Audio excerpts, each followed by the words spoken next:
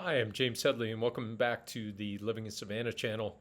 As we pass the midpoint of the calendar year, I thought it might be useful to look at what has happened in the landings real estate market through the first 6 months of the year and put this in perspective versus where we stood a year ago at this time.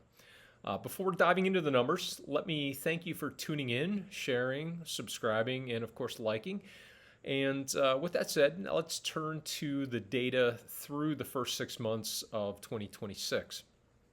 Through the end of June, there were 109 landings homes that were sold this year, which was 31 fewer than closed in the first half of 2025 and 23 fewer than in 2024, just to give a little additional perspective. Those 109 sales this year have come at a median selling price of $890,000, which is a decrease of $10,000 or just over 1% under the median selling price during the first half of 2025. Similarly, the median dollar per square foot closing price declined minimally, falling $1 from $298 to $297 per square foot. Finally, these homes stayed on the market for 60 days on average, the median, which was 20 days longer than they lasted in the first half of 2025. So what's this mean for potential buyers in the landings going forward? First, and this will be repetitive for those of you that are regular viewers of my monthly updates on the real estate market here, the market has most assuredly stabilized with a greater balance between buyers and sellers than we were seeing even just a year or so ago. While fewer homes have been sold in the aggregate, those numbers have picked up through the late spring and into summer, but inventories are as high as they've been in years, albeit incrementally so.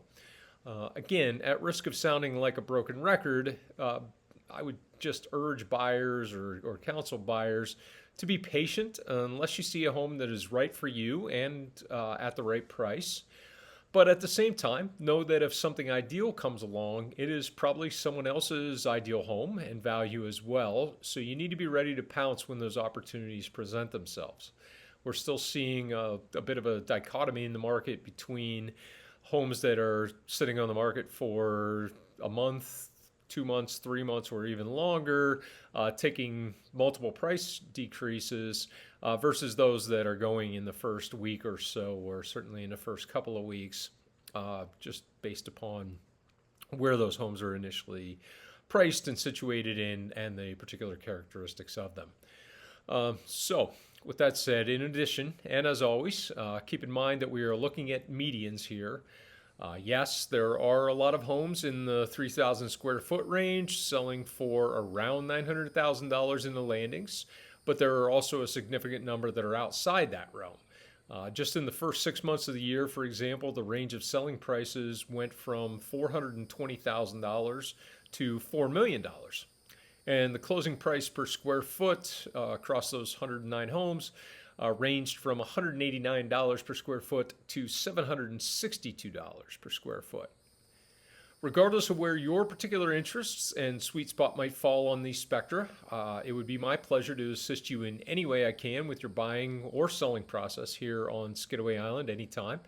I hope this look at the first half of 2026 has been useful to you, and I'm happy to dive into any specific numbers in further detail with you at your convenience.